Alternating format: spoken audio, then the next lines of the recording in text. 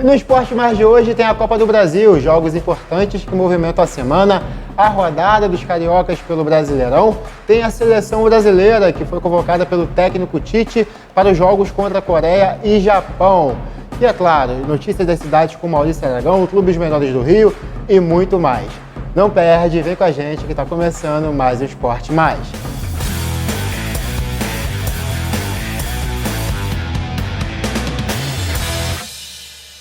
No ar, mais um Esporte Mais, ao meu lado Maurício Aragão. Tudo Tranquilo, beleza? Isaac? O América não joga hoje, né, Maurício? A América não joga hoje, né? Aí tem gente que quer apostar contra. Vai perder dinheiro, hein? Maurício, olha Tá só. vendo? A América tá em alta. É, tá em alta. Esse América tá em alta. Então, o outro também, veio de 3-0 no Macaé. Maurício, vamos falar de Copa do Brasil, falar dos jogos de terça-feira. O Ameriquinha, lá colega do seu Cruzeiro, venceu o CSA por 2-0, já tinha vencido o O primeiro colega jogo. mandou muito, né? Fala isso com o americano de lá, não. Só de não ter lá, não tem esse negócio de ser colega de cruzeirense atleticano. É tudo rival. Já tinha vencido o primeiro jogo, e vence com muita tranquilidade o time do CSA, 2-0, passa de fase da Copa do Brasil. Já o Bahia sofreu, o Azures abriu 1-0, o Paraná, né? Isso O aí. Azures.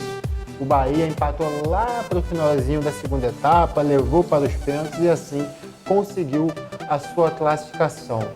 Maurício, falando desses dois jogos, desses dois times especificamente, é claro, o América está numa sequência legal, né, de vitórias, de bons jogos, depois daquelas pancadas que vinha tomando na Libertadores, principalmente para o Atlético Mineiro, consegue se manter aí em sequência de vitórias.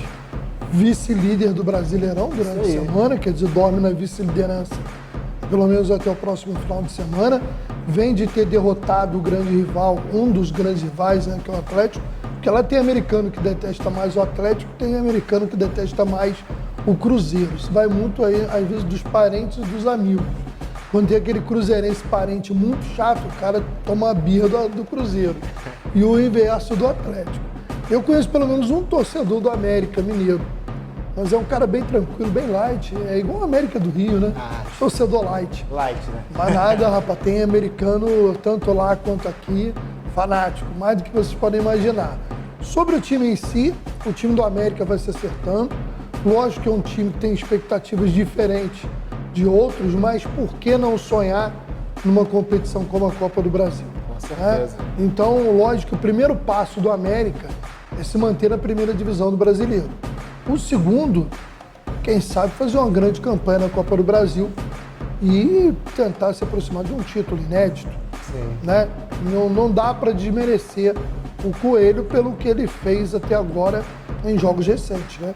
Mal ou bem, quem já ganhou do Galo na temporada e que passou tranquilo pelo CSA, que não é galinha morta.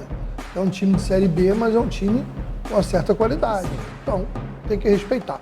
Já o Bahia, para quem é líder da Série B, esperava um confronto com mais facilidade para o Bahia, né? Foi empate em Salvador e, como você bem disse, aí no finalzinho, quase que esse novato, quase aí o Azures, né? Que é um time criado há poucos anos e que já vem brilhando no futebol do Paraná, quase que o Azures manda o Bahia aí para fora da Copa do Brasil. É verdade. Bom, Maurício, agora a gente confere como que foram os jogos de Flamengo e Fluminense também pela Copa do Brasil. Bom, Isaac, o Flamengo fez o que se esperava, né? Ganhou do Altos do Piauí, 2-0. O jogo foi disputado lá em Volta Redonda, no Raulino de Oliveira. O Gabigol fez o primeiro de pênalti. E depois, no finalzinho, o garoto Vitor Hugo, né, que completava 18 anos, foi premiado aí, presenteado com um gol. Né? Ele mesmo se presenteou, afinal de contas, o time trabalhou a jogada, mas ele teve o mérito de botar a bola no fundo da rede. O Flamengo agora aguarda o sorteio, né, do próximo adversário, mas mesmo a vitória por 2-0 ainda deixou muita gente satisfeita que não... O pessoal ainda continua cobrando do técnico Paulo Souza. Bom, quem também se classificou com vitória por 2-0 foi o Fluminense. Mas o jogo também não foi fácil, não. O primeiro tempo, o Fluminense venceu por 1-0 o gol do Cano, mas o Vila Nova merecia pelo menos o empate, porque pressionou muito, criou boas oportunidades. Mas aí faltou a competência que sobrou para o Cano. com uma cabeçada muito bem colocada, fez 1-0. O Fluminense voltou melhor no tempo. O Vila Nova, que teve aí o apoio de mais de 30 mil torcedores, já não conseguia exercer a mesma pressão. O Fluminense começou a se soltar mais no ataque, numa boa jogada pela esquerda, veio o cruzamento para o gol de peixinho do Luiz Henrique, fazendo 2-0 e assim garantindo a classificação, assim como o Flamengo. O Fluminense espera o sorteio do próximo adversário. Pode até mesmo, sei lá, né? Eu não sei como é que tá essa questão de pote, tem que ver, que pode até dar um fla-flu aí na próxima fase. E lembrando que o Botafogo também joga pela Copa do Brasil contra o Ceilândia, também jogo importante, Maurício, pro Fogão. Esse jogo a gente vai a gente não vai poder trazer o resultado nessa edição, sim, mas tudo leva a crer que o Botafogo vai se classificar. Fez 3-0 fora, né? Então acho que dá pra... com certeza. Né? O Fogão tá mandando lá em Brasília, né? Quem sabe agora... Cutucado. Cuidado, hein?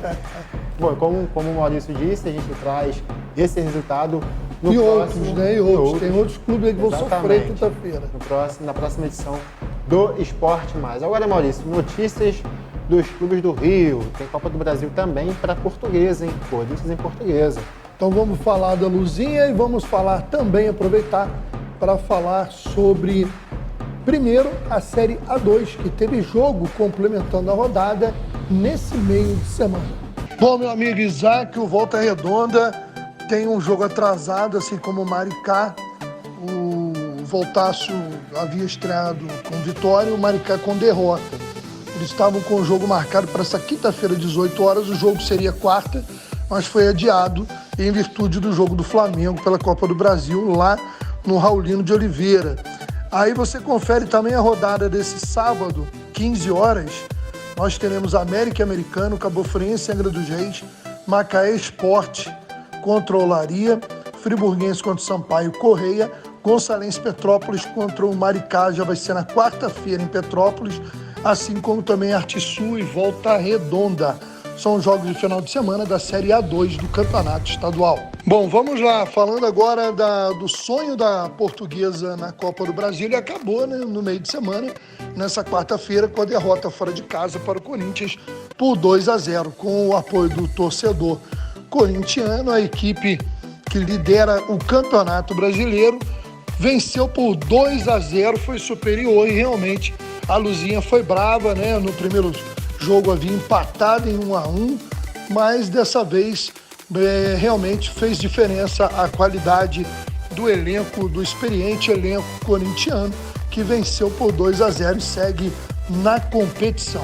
A Portuguesa agora volta suas atenções apenas para o brasileiro da Série D. E no final de semana tem a rodada dos cariocas pelo Brasileirão, começando por Ceará e Flamengo. Flamengo jogando fora de casa contra o bom time do Ceará. Fluminense e Atlético Paranaense, e Botafogo e Fortaleza jogam no domingo. Já já a gente fala de Série B, mas primeiro, Maurício, queria saber desses seus comentários aí de Flamengo e Fluminense. Bom, vamos lá. Fogão, né? Fogão, já. Fogão. Bom, vamos lá. Ceará e Flamengo, jogo difícil pela qualidade do time do Ceará, que não conseguiu ainda manter um padrão no brasileiro igual ao da Sul-Americana. Vamos ver, aí precisa começar a reagir, porque o Ceará está mais perto ali da zona de rebaixamento do que em alguma zona de classificação. Então, por isso, acho que será um jogo difícil para o Flamengo. Né? No ano passado, o Ceará vivia um bom momento, o Flamengo foi lá e atropelou. Né? Verdade. Não sei como vai ficar dessa vez. Fluminense e Atlético Paranaense, embora o Atlético Paranaense também tenha jogado pela Copa do Brasil, ganho com facilidade do Tocantinópolis, 4-0, não gosto do atual time do Atlético Paranaense. Para mim é um dos times mais fracos em termos de elenco do Furacão em alguns anos. Porém, o Fluminense tem que aproveitar, jogar em casa, porque o Fluminense não tem conseguido jogar com aquela qualidade diante do seu torcedor. Né? Perdeu jogos, empatou jogos, levou susto, né?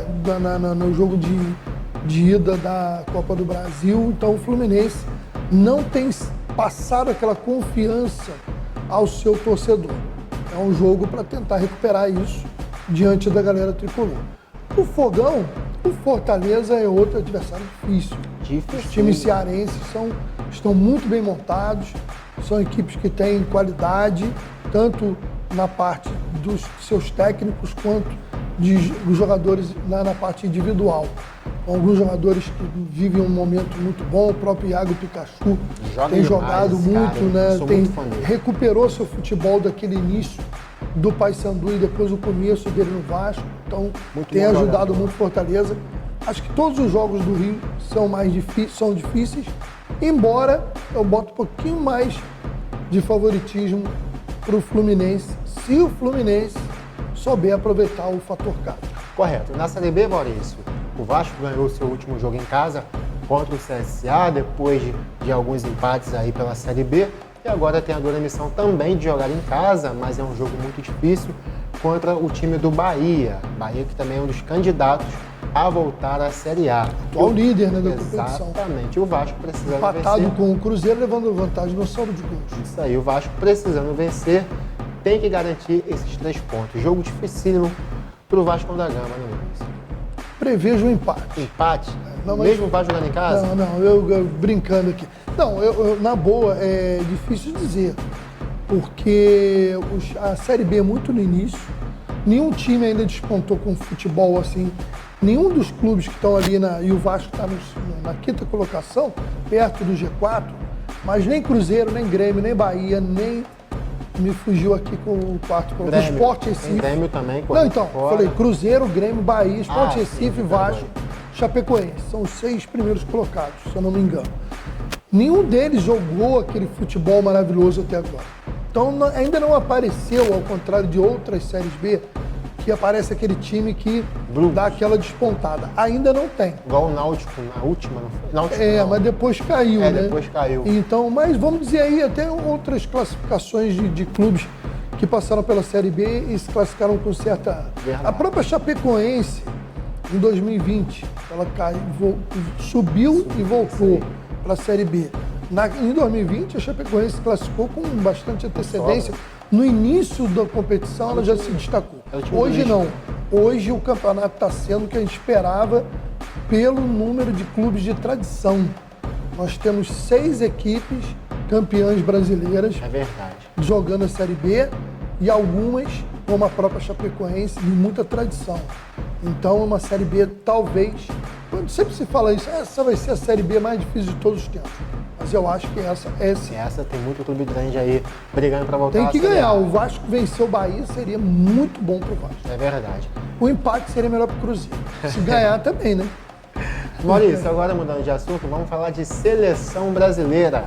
O técnico Tite convocou os jogadores para os amistosos contra Coreia e Japão em junho. Lembrando que a partida contra o time da Argentina foi cancelada. Maurício, vamos ver se você gostou. Uma pena, né? Porque seria um teste real. Exatamente. Né? Com todo respeito aos coreanos e japoneses, mas para a gente ter uma noção do nível que a gente está, não são os desafios que a gente gostaria. É isso aí, Copa do Mundo chegando, a gente precisa testar essa seleção. Vamos ver se você aprova essa seleção aí, Maurício. Goleiros: Alisson, do Liverpool, Ederson, do Manchester City e o Everton, do Palmeiras. Sem nenhuma surpresa. Fechou. Fechou. Excelentes goleiros, todos vivendo bons momentos nos seus clubes.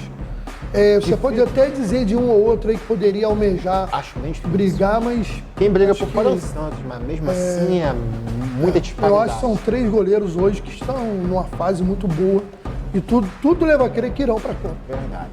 Zagueiros: Éder Militão, do Real Madrid, Gabriel Magalhães, do Arsenal, Marquinhos, PSG e Thiago Silva, do Chelsea. Maurício, a única surpresa, na minha opinião, é do Gabriel Magalhães, que eu acho que carimba essa vaga aí, faltando pouquíssimo tempo para a Copa do Mundo. Nós não temos zagueiros se destacando no futebol brasileiro e fora também indiscutível ali, o Militão, o Marquinhos e o Thiago Silva. Aí fica uma vaga em aberto. E hoje o Gabriel levou uma certa vantagem. O Nino corre por fora, jogador do Fluminense? Difícil pela oscilação do Fluminense. Talvez se o Fluminense tivesse um momento melhor, isso aí ajuda, né, a qualquer visibilidade de jogadores que atuam no futebol brasileiro. Laterais: Daniel Alves, do Barcelona, Danilo, da Juve, da Juventus, e Alexandro, também, do time da Juve. Alex Telles, do Manchester United, e Guilherme Arana, do Atlético Mineiro. Meio-campistas, Bruno Guimarães, do Newcastle, Casemiro, do Real Madrid, Danilo, a grande surpresa aí dessa convocação, jogador do Palmeiras, Fabinho, do Liverpool, Fred, do Manchester United e Lucas Paquetá, do Lyon, juntamente com Felipe Coutinho, com Aston Villa, Coutinho que voltou a jogar aquele bom futebol. Atacantes, Gabriel Jesus, do Manchester City, Gabriel Martinelli, do Arsenal, novidade para mim também, Matheus Cunha, do Atlético de Madrid, Neymar, do Paris Saint-Germain, que Neymar, figurinha carimbada nessa Copa, Rafinha, do Leeds United, Richarlison, do Everton, e Rodrigo, do Real Madrid, e o Vini Júnior. Indiscutível hoje a dupla do Real Madrid, o Rodrigo e o Vinícius Júnior. O Neymar indiscutível. Neymar nem conta. Richarlison, mesmo com o mau momento do Everton, tem um crédito muito grande ali por conta das suas passagens pela seleção. E o Gabriel Jesus, que voltou a viver um bom momento. Eu não sei quantos atacantes. Eu faria o seguinte: eu diminuiria o número de atacantes convocados e reforçaria o meio-campo. E quando você fala do Gabigol, talvez de área ali a gente só tem o Gabriel Jesus, né? Que é o jogador mais de área.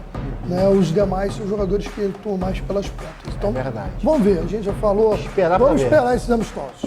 Maurício, agora mudando de assunto, notícia dos municípios, o que tem de importante aí pra gente? Vamos lá, rapidamente, dizendo que Rio das Ostras recebe neste domingo, dia 15, na praia de Costa Azul, o Rio das Ostras Bodyboarding Pro 2022. Campeonato da Associação de Bodyboard de Rio das Ostras, com apoio da Prefeitura por meio da Subsecretaria de Esporte e Lazer. A expectativa é reunir mais de 60 atletas de várias partes do estado, divididos em categorias profissional masculino, open masculino e feminino e sub-16 masculino. Os vencedores da categoria profissional receberão a premiação em dinheiro. Os demais levarão pranchas, kits esportivos e, lógico, o troféu, né? Bodyboarding, domingo, dia 15, a partir de 8 da manhã, na praia de Costa Azul. Falando agora de Teresópolis, parabenizar a garotada que fez bonito. Alunos da Rede Pública Municipal de Teresópolis se destacaram em etapa de judô na semana retrasada, né? Aconteceu aí a etapa do circuito Hajime de 2022. O torneio reuniu mais de 360 judocas no ginásio Pedrão e os alunos do CEDAL, Centro Educacional Rose Dalmaso, lá do bairro de São Pedro, fizeram bonito. O CEDAL é uma unidade integrante do programa Ginásio Experimental Olímpico, uma parceria do COB, Comitê Olímpico Brasileiro, com a Prefeitura, por meio do Instituto Trevo. E os jovens, a gente vê nas imagens aí, os jovens foram recebidos pelo prefeito Vinícius Clausen, pela secretária Satiele Santos, foram homenageados lá no gabinete do prefeito. Maurício, agora voltando a falar do esporte nas cidades, mas comigo, a gente entrevistou aqui essa semana um cara muito gente boa, muito legal, bom de papo, conhecedor da causa, trabalha na categoria de base do Mageense e também com o Sub-20, o Márcio Santos, esteve aqui explicando pra gente como que é a cabeça dessa garotada, como que funciona a cabeça desse jovem que chega no clube. E é claro, se você quiser também acompanhar a entrevista do presidente Sinho, tem também na íntegra aí o esporte de segunda-feira, está muito bacana, está muito legal a entrevista com o presidente. Mas agora a gente tem a entrevista com o técnico do Sub-20, Márcio Santos. E hoje, aqui ao meu lado, o treinador Sub-20 do Mageense, Márcio Santos. Tudo bem, Márcio? Muito bem. A gente teve um prazer de receber o seu presidente aqui na segunda-feira, o presidente Sinho, falou de categoria de base, falou da gestão do clube, falou de investimento, enfim, deu uma geral no clube do Mageense. E eu falei com ele para a gente tentar encurtar a conversa com você sobre as divisões do clube, sobre o que o clube tem para essa temporada, sobre o Sub-20. Eu queria começar perguntando a você sobre a divisão de base. A gente sabe que a cabeça da molecada ela é muito solta, né, Márcio? Hoje em dia, a molecada não pensa só em futebol. Hoje em dia a gente tem a tecnologia, tem o celular, videogame. Enfim, é muito difícil um jogador, desde criança, se tornar um jogador profissional, ter aquele foco. Qual é o seu trabalho, o seu diferencial para que a categoria do Magense continue subindo bons jogadores, para que chegue até o profissional? Bom dia, né? Agradecer aí o programa pela oportunidade, né? Isaac, né? Rede TV+. Então, o nosso trabalho é de formação. Nós vemos há 30 anos fazendo um trabalho, projetos, né? Fomos convidados ao Magense, é a minha primeira gestão, um treinador aqui no Magense. E a gente trabalha muito a base, né? A gente pega os atletas com algumas dificuldades e a gente procura o quê? Melhorar para a gente chegar no ideal, para que lá na frente eles possam tirar fruto desse aprendizado. Sim. Você disse que hoje o aprendizado ele é muito importante, mas tem alguma coisa, algum diferencial que o Magense coloca nos garotos? Tem algum elemento a mais para que essa garotada realmente fique focada ali dentro do clube? Sim, sim.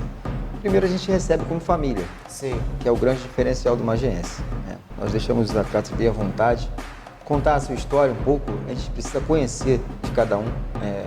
O talento, além de ser individual, o jogador também. Então a gente procura bater sempre um papo quando a gente recebe, conversar, saber da história, formação familiar, e dentro disso a gente monta um planejamento para cada atleta separado, para que ele possa evoluir de forma correta. Sim, então vocês monitoram um por um, né? Não é aquele coletivo, cada um tem o seu saber ali, tem a sua história, tem a sua dificuldade. Enfim, isso é legal de saber. Você também disse que é o seu primeiro desafio, né? Você foi convidado pelo Magense. É o seu primeiro desafio como treinador de um clube maior, ou é o seu primeiro desafio mesmo como gestor de pessoas ali nas divisões de base de algum clube? Então o primeiro desafio, até mesmo como gestor na participação técnica.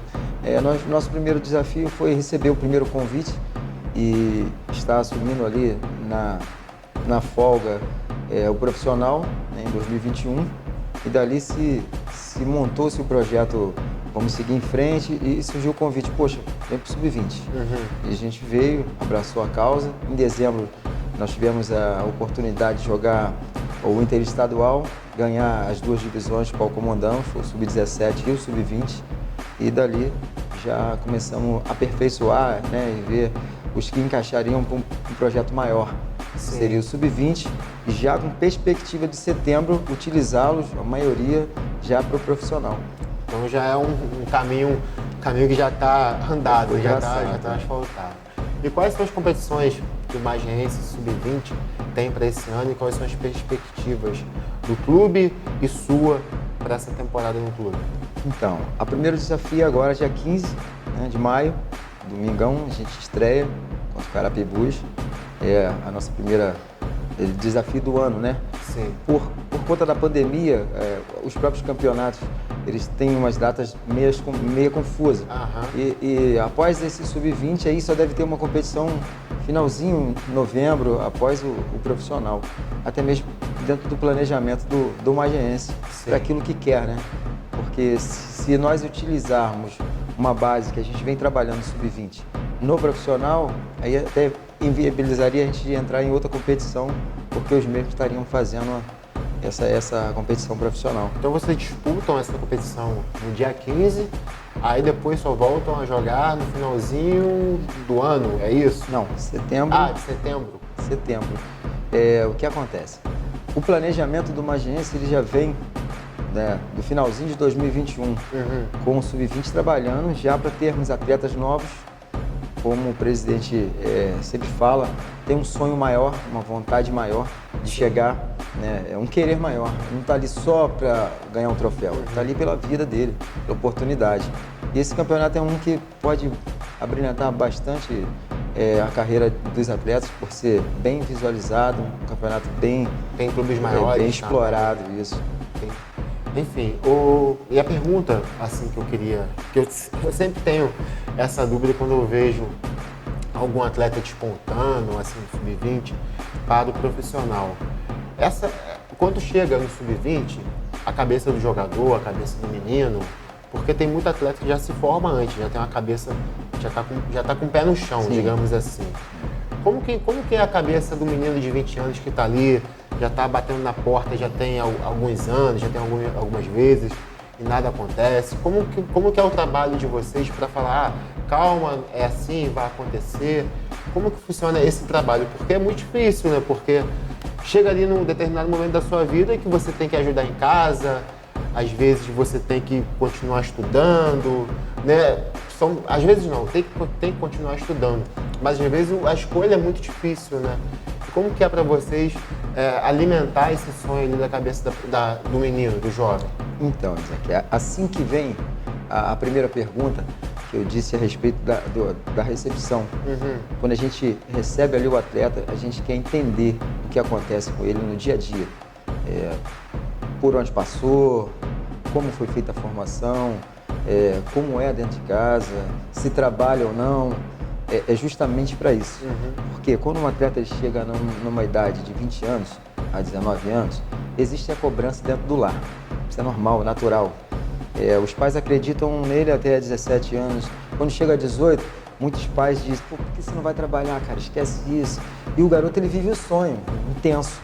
Ele não quer saber disso. Então, assim, muitos ali, a gente conversa, a gente consegue até tirar alguma coisa de alguns atletas referente a isso. De cobrança dos pais, né? A gente sempre está ali orientando. Então, essa parte psicológica que a gente faz, de ouvir e a transparência do que mostrar para ele a realidade, porque muitos lugares, às vezes, passam por ilusões. E essas ilusões frustram sonhos. E a gente não frustra sonho, a gente alimenta o sonho. Com certeza. Eu só posso te dar aquilo que você quer. Então eu preciso sempre saber, logo quando eu chego eu preciso, logo falo, você tem que querer mais do que eu, mais do que o presidente, mais do que seu pai. Então ali o atleta já começa a entender a importância dele no clube. Pô, tô vindo representar um clube que é de verdade. Aqui é de verdade, desde o primeiro papo. Isso ajuda muito no lar também. Porque o técnico sub-20 tem essa divisão, né? Entre as categorias de base, está ali no meio, categoria de base e rede profissional. Ele treina no meio dos dois. Justamente. Márcio, então para finalizar, uma agência estreia contra o Carapebus dia 15. Tem jogo importante, campeonato de visibilidade. É importante vencer, é importante para o clube. Vocês vão com tudo. Vamos com tudo. Vamos com tudo. Então é isso. Márcio, obrigado mais uma vez aqui pela sua participação. Quer deixar algum recado, algum aviso importante? Só um agradecimento mesmo. Agradecer a Deus, primeiramente, pela oportunidade, ao presidente Zinho, pela confiança no nosso trabalho. E os demais somar e ser verdadeiro o tempo inteiro, intenso, e trazer mais esse título para o clube aí, que é essa nossa missão aqui. E reafirmar, dia 15, Magense e Carapebus. A gente segue com o Esporte Mais e você acompanha aqui comigo. Maurício, notícia do momento que está movimentando o mercado da bola, o mundo da bola, só se fala nisso o dia todo, a semana inteira. Haaland no Manchester City. O City acerta ou não acerta em trazer esse jogador? Que ataque, né? Nossa, fracasso. O cara é aquela história, vamos ver se ele vai se adaptar ao estilo do Manchester City do Guardiola. Acho que o cara sabe fazer gol como ninguém, o cara é fenômeno, né? A verdade é essa. Então, vamos aguardar ele agora com outra camisa além do Borussia Dortmund, se ele repete o que fez por lá. E só para completar, com a chegada do Haaland, o Gabriel Jesus acaba perdendo espaço e quem sabe aí vai para o outro clube buscar o seu espaço e os seus gols. Maurício, mais uma vez, obrigado aqui pela sua participação no Esporte Mais. Valeu. Obrigado a você de casa pela sua audiência, pela sua paciência. Fique ligado aqui na grade da Rede TV Mais TV da Arte HD com o Maurício Aragão e o nosso doutor Alexandre, que é coletor de notícias, com o Jornal Regional e, é claro, o Esporte Mais. Obrigado, fiquem com Deus e até o próximo Esporte Mais. Tchau, tchau.